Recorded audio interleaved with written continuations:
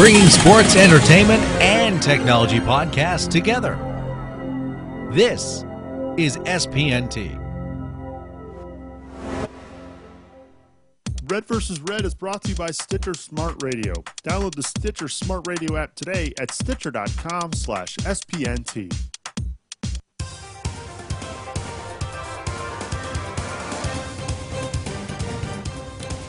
Big news coming out of Manchester tonight, folks. It's Red vs. Red, Episode 3 here at spnt.tv/live. We're coming at you live on the website each and every Wednesday at 5 o'clock Eastern, 10 o'clock. What do you call it, Mike? 10 o'clock what? It's 10 o'clock Greenwich Mean Time. Greenwich Mean Time. I'm going to have to learn that. I apologize. But I'm glad you're here with me each and every Wednesday, Mike. Did you have a good week? Yeah, I had a really good week. 2 wins for Liverpool. That makes it always a good week. I really can't looking forward to the start of the season as well. There was also a win for the Cincinnati Bengals during that time, and me and Nick, we have our shared interest. So that's 3 out of 3 can't be bad.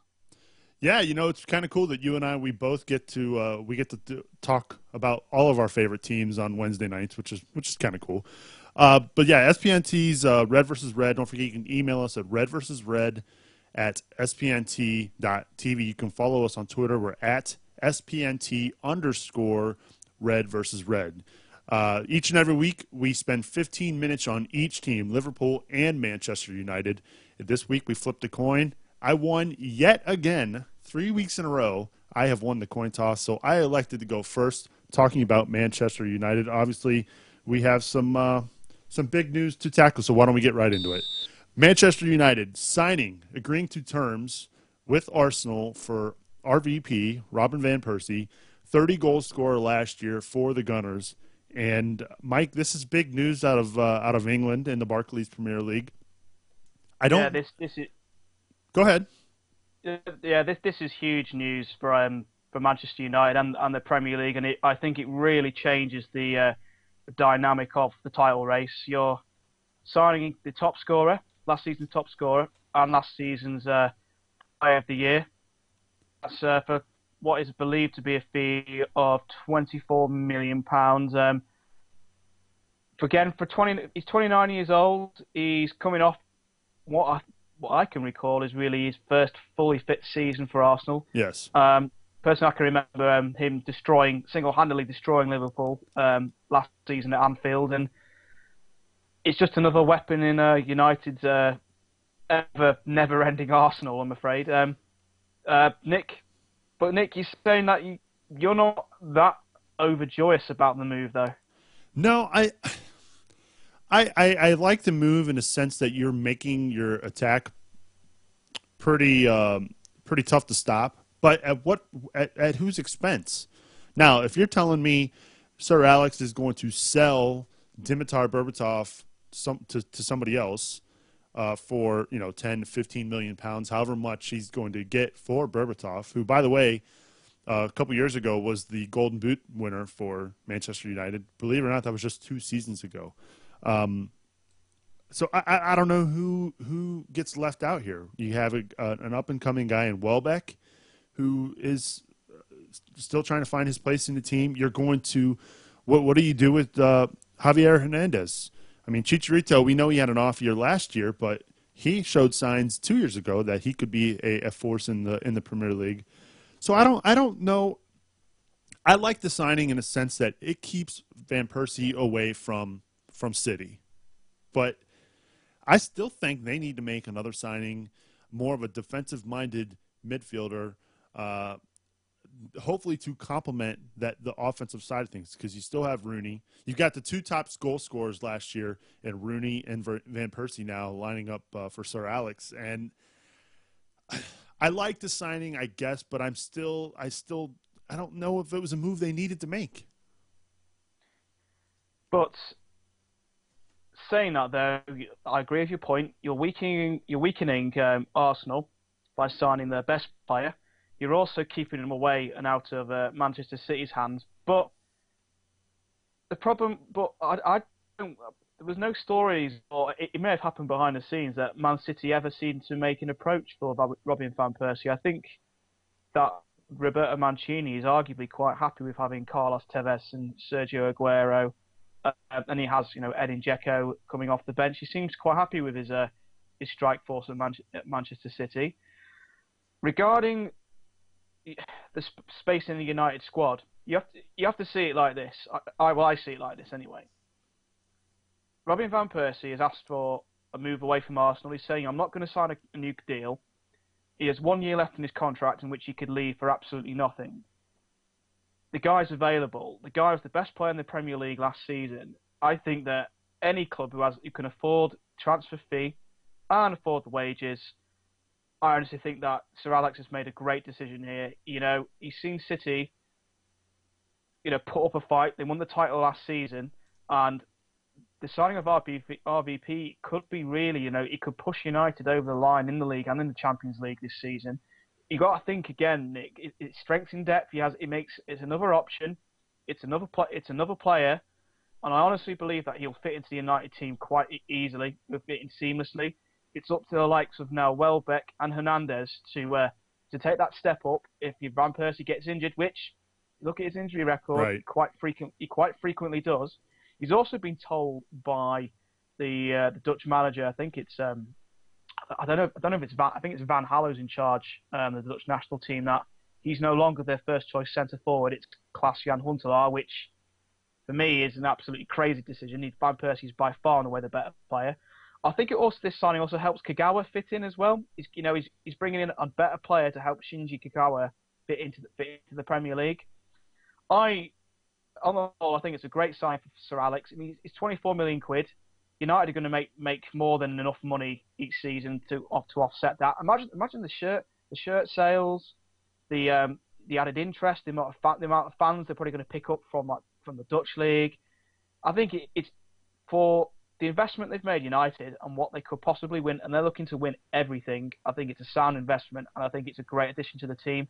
Yeah, you might only get three or 4 years out of him, but if the 3 or 4 years full of trophies, no one's going to be talking about the transfer fee or the signing in the next couple of weeks. No, you're right. I get that. I really do, but I'm still looking at it from a I don't necessarily think he is a great fit unless you're going to send one of these guys out, which if I had to guess, it's going to be Burbs. I mean, do you maybe consider loaning out a Welbeck or a Chicharito? I don't know, but if for the amount of money you've spent on Van Persie, he has to be your starting striker, does he not? Does he not have to be up top every game with Rooney? He would have had it put into his contract that he will be in the starting lineup every week as long as he is fit. So so let's just say that. Let's just say he's up top every game. Do you now go with a 4-4-3-3? Do you now see what I'm saying? I don't necessarily I don't know what that does for the other strikers on the squad.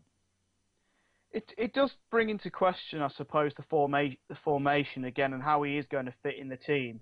I think that you're going to see Van Persie possibly cutting in from the left. You argue that about Danny Welbeck, his position might be under threat. But I actually think it would be Ashley Young whose position will be under threat, because Ashley Young plays in that cutting in off the left position. And he's meant to chip in. Ashley Young's meant to chip in with a lot more goals, a lot more assists than he did last season. Regard to loaning out Welbeck, I wouldn't loan Welbeck out again. He's already been out on loan twice as a United player. I remember once he was at Sunderland, in which he became the player he is now. He provides, in that role as the provider. Chicharito, we had a very disappointing season last season, and in terms of, you look at it in the season before, I've highly rated him to score a lot more goals than he did last season. Or it just could be that defenders have worked out how to play against him, and that he's not progressing at the rate that Sir Alex would have liked him to. So maybe he could loan him out, or maybe even he could be looking at, if the price is right, they could sell him to say to another club abroad.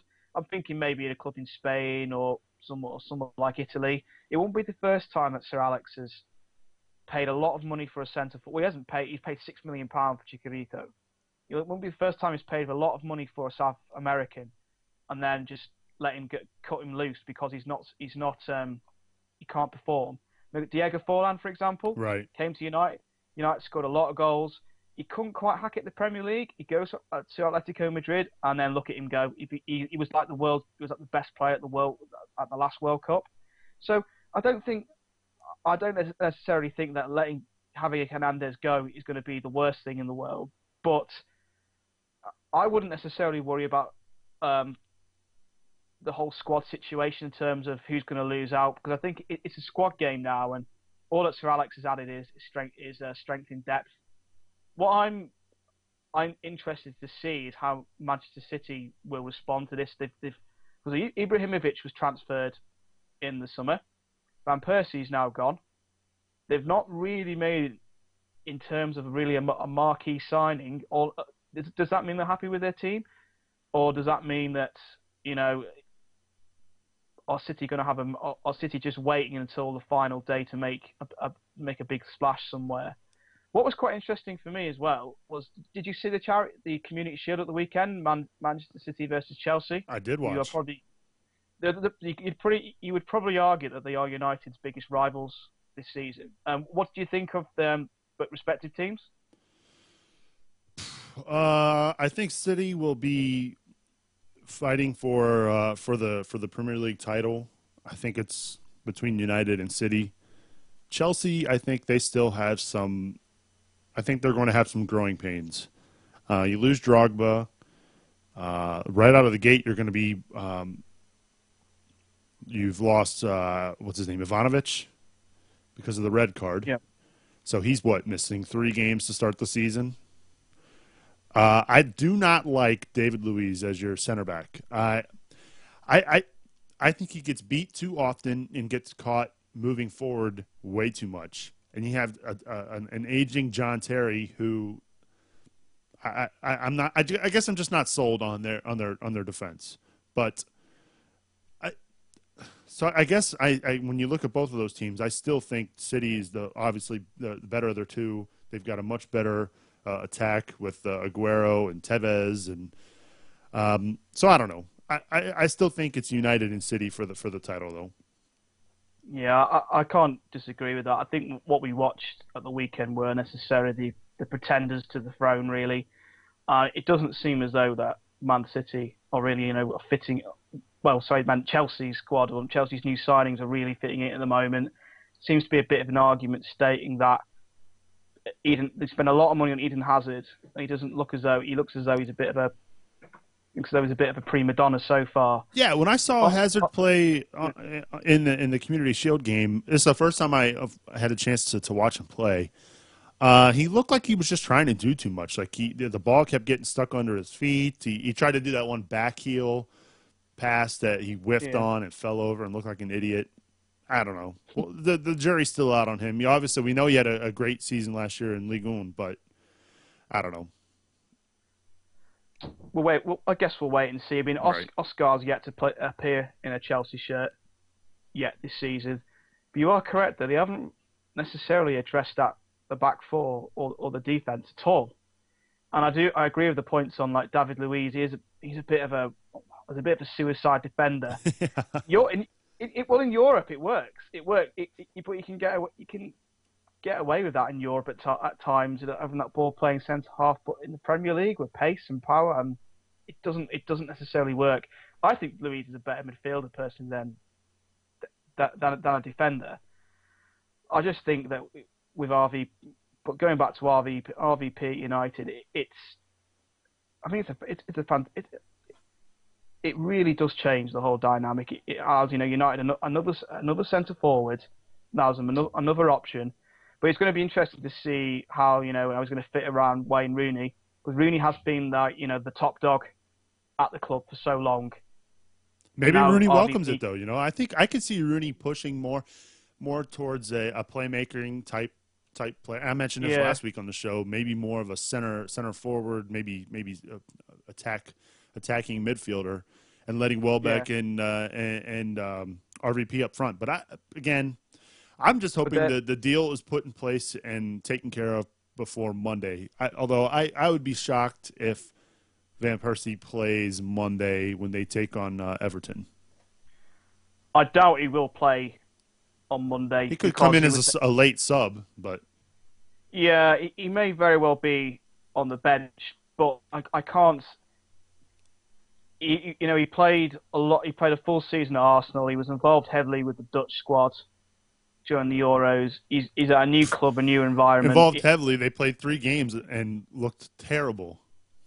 Are United at home the first game? No, of the they go to Everton. Goodison. So yeah, I think they'll. Well, they're saying that though. That's not a trip. That's not a long trip though. No, but because of Wayne Rooney's past, in terms of he was a former, Everton player, and he didn't play there last season, and they make him, I don't know, they make him feel about as welcome as Chad Johnson and well, we won't go there, will we? But they don't make him feel welcome at all. But so you don't think he'll play on Monday? I think Van Persie could start. I really do. He might not get a full game, but I don't think there's anyone else really up in that United team who can probably take it to Everton. Everton have got a good defence. You've got to remember that they've got Distan, Jagielka at the back, Howard in goal. They've got a really good back four. It'd be tough to break them down. Although they did lose Jack Rodwell to Chelsea in the week, which we'll cover on later in the show. I can't wait. I can't wait because the whistle's about to go. I can't wait till Leighton Baines is wearing a United jersey too someday. I think he's going to be Everton for life, my friend. He's a lifelong fan. He left Everton when he was a youth player, went to Wigan, then he came back to Everton. I think he's just happy where he is at the moment. That is halftime here on Red versus Red. We're glad you could join us. Like I said earlier in the show, you can catch us live every Wednesday at 5 p.m. Eastern Time, 10 o'clock Greenwich Mean Time at spnt.tv/live. I got it right, Mike? Yeah, that's correct, right, Nick. good. That's well done. Email us at redversusred@spnt.tv. Follow us on Twitter. We are at SPNT_Red versus Red. I'm going to introduce a new segment, Mike. Not to put you on the spot, but why don't we do some shout-outs? Shout-outs! Yeah, that's great. Who you got this week, Mike? Well, I was on Twitter before, and I noticed that tomorrow in England is A-level results day. Now, A-levels are probably the equivalent of SATs in the United States, and one of our followers, Hannah_AIG, who's a big Manchester United fan. Glory. She gets her results tomorrow, which will probably determine where she goes to university. So I just want to give a big shout out to her, say good luck, and no matter what you get, if you get your results, great. But if you don't, don't worry about it. There's loads of other options. Just the main thing is just to stay calm. I mean, speaking for myself, I didn't get the grades I needed to go to my university, but I managed to find a place at another university, and that's where I met my wife. So it could all work out in the end, and I'm happy. I'm in a job I like, and don't worry about it. Don't worry, but good luck tomorrow, and I hope it all goes okay. Cheers. I agree with that one. I'm going to give a shout out to 2 friends of mine that I play soccer with. One, a United fan. His name's Rich Parrish. He actually organizes our local adult soccer association, the Toledo Area Soccer Association. I'm giving him a big shout-out. And I'm also giving a shout-out to Chris Pauka, who's a teammate of mine, but he's a Liverpool fan. He's also a varsity women's soccer coach here in the Toledo, Ohio area. So those are my shout-outs this week. If you want to be shouted out on Red versus Red, follow us on Twitter at SPNT_Red versus Red, or email us, like I said, that address, redversusred@spnt.tv. Don't forget and rate and review the show on iTunes. We really want to hear your feedback, whether it's good or bad. We'd love to hear what you have to say about the show. Do you like the show? What can we do differently or better about the show? Please leave us feedback on our iTunes link and our show notes at spnt.tv/Red Red versus Red. And also support SPNT shows by logging on to our Amazon affiliate link, spnt.tv/Amazon. I think I've done enough sales pitching for the week, Mike. The whistle's about to go, so why don't we take care of some Liverpool action? Brilliant. Okay, just to begin, Liverpool again. I'll start. I started far too early, didn't I? No, you're good. Perfect. Let's start again. Liverpool 3-0 winners over Gommel in the UEFA Cup. Then I wish it's still the UEFA Cup. It's the Europa League. Goals from Fabio Borini on his full Anfield debut. A goal from Steven Gerrard. Who else? And an absolute cracker from Glenn Johnson. Secure passage through for the Reds into the next round, where they will face Scottish team, the magnificent Gorgie boys of Heart of Midlothian. The first leg will be on the 26th of August up at Tynecastle in Edinburgh. This will probably be portrayed in the media as a bit of a battle versus. So I'm just reading the chat. I'm just looking in the chat room at the same time. It'll probably be portrayed as a bit of a battle of Britain. I don't think Liverpool had ever played Hearts before in a previous meeting, so it'll be a bit of a sense of adventure for the Liverpool fans. In other news, we had a friendly on Saturday in which we beat Liverpool legends Sami Hyypiä's Bayer Leverkusen 3-1. Now, I watched this game, Mike. I watched this game from start to finish, and real early, I was impressed with Raheem Sterling. Sterling. That's the. Did I get it right? Well, as last week predicted on Red versus Red, I made a call for Raheem Sterling to make the start. I controversially left out Luis Suarez out of that first 11 and probably put Raheem Sterling in his place, but Raheem Sterling really has repaid my confidence in him, and by scoring an absolutely it was a fantastic goal, wasn't it, Nick? I was amazed. He's 17, and how quick he was. He was able to. He ran right by. I don't remember the Leverkusen defender's name, but he ran right by him. It was a beautiful pass to even get to him. That nice through pass on the left side there, and I couldn't believe it. So if you tuned in after the third minute, you missed a wonderful goal. It was Raheem Sterling opened the scoring in the third minute with what we call an absolute peach of a finish, and then Lucas again added a second not too long later, which will probably be Lucas's total for the entire season. So a rare goal from a magnificent player, and to top it all off, Andy Carroll makes life complicated for Brendan Rodgers by scoring a bit of a scorcher on his left foot. It appears that Andy, after the game, was singing and cheering at the Kop. Indications on reports coming out of Anfield that he doesn't want to move away. He wants to stay and to fight for his place, which is, as far as I'm concerned, great news for Liverpool. Leverkusen did get one back, Sidney Sam with another great goal, but leading on from what Liverpool, from the Gommel game, Liverpool appear to have that quick passing and movement and that high pressing game, which Brendan Rodgers is all about. In transfer news, Craig Bellamy has departed Liverpool for the second time and gone back to boyhood club Cardiff City. We wish Craig very well. I can't ever forget his contribution against Manchester City in the League Cup semi-final. He was a wonderful player for Liverpool, but these things happen, and I wish him all the best at Cardiff City. In other news, Liverpool signed Joe Allen from Swansea City for £15 million. Again, it's a strengthening depth in the centre midfield, but I have to ask, are the days of Charlie Adam and Jay Spearing numbered by this acquisition? And big news out of Anfield tonight is that tomorrow morning is expected to be the announcement that Liverpool have secured the year-long loan of Nuri Sahin, from the Turkish central midfielder from Real Madrid. Now, Nuri Sahin in 2011 was Borussia Dortmund's Player of the Year as they romped home with the Bundesliga. He secured an £8.5 million move to Real Madrid. It's not quite worked out from there, so they're going to send him out on loan to Liverpool. I suspect that details regarding whether it will be viewed as a permanent move at the end of the season will be later on revealed. But again, it's a fantastic. If you see footage of him on YouTube, on the media reports coming out of Germany, it looks as if he's a fantastic acquisition for Liverpool. And again, as we embark on the Europa League campaign, it adds that further strength and depth to the squad. First game of the season, away at Steve Clark's. Yes, that's former Liverpool manager Steve Clark's. West Bromwich Albion. West Brom were remarkably quiet during the transfer period, and their only really marquee signing was Marcus Rosenberg on a free transfer.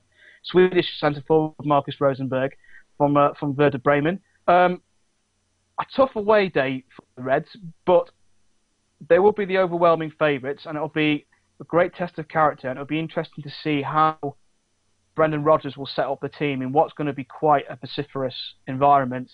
You have the added complication as well that Steve Clark knows Liverpool inside and out, so he'll be able to set up against the likes of Andy Carroll, against the likes of Steven Gerrard. So it could be one of the likes of Luis Suarez, who was suspended playing this game last season, or maybe even Raheem Sterling if he comes off the bench, or Joe Allen. I would predict be making the headlines at the Hawthorns. Nick, regarding our acquisition of Joe Allen, possibly Nuri Sahin, what do you make of those signings? I think you're right that Charlie Adams on the outside looking in. But, I was disappointed with Adam last year. I expected way more from him. But he was playing on a Blackpool side 2 years ago that played out of their minds for the first, 10 weeks of the season, and then they just hit a wall, So I don't know. About those other two signings, I'm not really sure. To be honest, I haven't followed the Liverpool signings as closely as I have the United signings, but I wanted to ask how did Liverpool fare a year ago against West Brom under Roy Hodgson? Did they win both games? Did they split? We beat West Brom at the Hawthorns last season 2-0. The goal scorers that day escaped me. I said that Luis Suarez wasn't playing in that game, and I'll probably go online later and find out he was. He was probably our man of the match, best player, before his suspension. But in the second game, we humiliatingly lost 1-0 at Anfield after controlling the game. We hit the bar 3 or 4 times, and Peter Ondemwingie scoring the winner for West Brom. And the media had a field day. It was like seen as Hodgson's revenge against Okay. Liverpool unjustly sacking him. So it's for Liverpool's sake. West Brom is a team that we ought to be beating. Right. If we're going to challenge for the Champions League. There are certain teams who I consider in the bottom 10 of the Premier League that we should be beating home and away, which would make that 60 points. Now, 68 points usually gets you Champions League qualification. Mm-hmm. So if we only have to beat the teams in the bottom 10 home and away. A couple of results elsewhere, and we're there. So I'm fully expecting Liverpool to come away with a performance and a good win. I would be satisfied if Liverpool were to beat teams like the Bengals, or that in the NFL, if we're going to make an analogy, we need to beat the teams who we need to beat. And if we get absolutely annihilated by the likes of United, Chelsea, and Arsenal, it doesn't necessarily matter, because we can keep the pressure up by beating those teams in the lower half of the Premier League. So I'm going to make my versus red prediction of a 2-0 win to Liverpool. We're going to keep the clean sheet. And I'm going to put goal scorers as Luis Suarez and Steven Gerrard. Gerrard and Suarez as your goal scorers. Okay, so you're opening up the year at the Hawthorns, right? That's the one, yeah. So that's funny because last year we opened up our year at the Hawthorns. Interesting. Yeah. Little interesting little tidbit there. United won 1-0, was it that day? No, I believe it was 2-1. 2-1. 2-1. They the goal scorer for West Brom was Long. Is that Shane Long? Yeah, that's it. Yeah. He was the goal scorer, and United. I can't remember Rooney and Ashley Young, I think. Yeah. I didn't give He a definitely prediction got for my game, so I'll say 2-1 United over Everton. Just throwing that out there. I know this is your half, but we kind of forgot that part on my side. So I'll say 2-1 United wins at Everton with goals from Young and Nani. Oh, I thought you were going to say Van Persie on his United No. debut makes himself a way. hero. Runs over to the crowd, kisses the badge. Right. After one game, he's going to kiss the United badge. Okay, right. Okay. Kisses the badge. It really annoys United. Liverpool also on the 26th have a lovely away day at Hearts. There's a trip up to Edinburgh for Liverpool fans. A little SPL action, huh? Yeah, it's a bit of SPL. Well, as we all know, that the SPL is a bit different this season with the sad demise of Rangers. It seems as though that Celtic are quite predictably going to walk away with the league. Hearts are very much one of the best of the rest teams. Mike Donnelly in the chat room, I know, is a big Dundee fan, and Dundee were promoted last season as a result of Rangers' demise. So, just asking him before about does he think that Liverpool have got a chance? Hearts got a chance at Liverpool. He strongly seems to doubt it, going on that the fact Hearts played Spurs last season in the same competition, and Spurs quite easily to put Hearts aside. But it'll be quite interesting. The Edinburgh Fringe is on that weekend. That's the bigger arts and music festival up in Edinburgh. So there'll be plenty of whiskey and beer being drank, and it'll be a bit of a more of a festival atmosphere for as opposed to actually being quite a bit of a cutthroat game. I'm going for the game's not played until Thursday, so I'll spare my predictions until next week. But as you can probably guess by the tone of my voice, I'm going to go for Liverpool win. Not quite sure yet who the goal scorers of the score is going to be, depending on any injuries we might pick up at the weekend. And that's probably brings me on to my next point. Liverpool have been quite lucky so far in terms of international football, Olympic football. We haven't necessarily picked up any injuries yet. One of the big concerns usually at this time of the year is whether Steven Gerrard is going to be injured or Daniel Agger is going to be injured. They both appear to have got through the pre-season, which is fantastic news. Hopefully it will spur. We seem to have got the fitness element of Liverpool right so far this season. As we all know, the Premier League, injuries can play a massive part, and that's probably where we were chatting about before. Robin van Persie, he only really had one full season at Arsenal, but right. When you get a full season out of him, it's great. But is he going to be injured a lot at United? We're going to wait and see. Speaking of which, I mentioned him before. Daniel Agger has stated his desire to stay at Liverpool. So for the third week running, and as you see, probably seen on Twitter, sign him up, pay him, pay the dude. Show him the money. Show him the money. I'm gonna not stop kicking off and moaning about this until I see him do pen to paper, and actually we give him the money that he deserves. And you know what? So if he gets injured, so what? He'll come back and be a better player for it. So when they play Hearts next week, we'll actually have another show before then, won't we? Yeah, we'll be on Wednesday evening, and Liverpool will be playing on Thursday evening as well. So cool. The reaction will be the following week, but I can be in a better position to make a prediction for this season. Nick, how am I doing for time? I think you still have like 2 minutes, a minute and a half. Minute and a half left. I suppose then, I'll just quickly delve upon the ownership structure at Liverpool at the moment, and there seems to be this ongoing rumbling about whether we're going to get a new stadium or not. Now, in the post-season, we've had a letter was sent from John W. Henry addressed to all the fans, in which he addressed the fact that Liverpool at the moment, it seems as though the option is going to be that Anfield is going to be extended, and we're going to have it probably to about 55,000. And the reasoning behind that is, even if you increase the stadium capacity to 65,000, the revenues, it wouldn't necessarily generate the amount of revenue as a 55,000 seater stadium would do.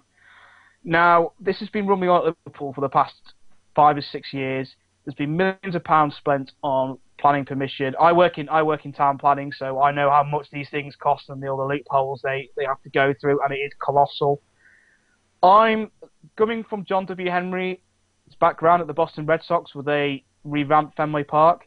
I'd probably like to say that baseball is a million miles different compared to football. Football, you only get, 20-odd home games a season. With baseball, you get 60. Plus the fact you have you get 81. 81. Well, there you go. 81 games plus stadium parking. You don't get stadium parking at Anfield. Liverpool probably has a greater global reach.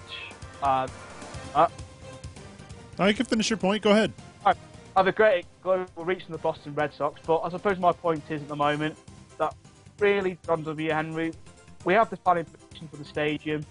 It's about time that an announcement was made as to whether we're going to move or whether we're not going to move. We need that clarity. We need that, that security for the club, and then we can all finally move on.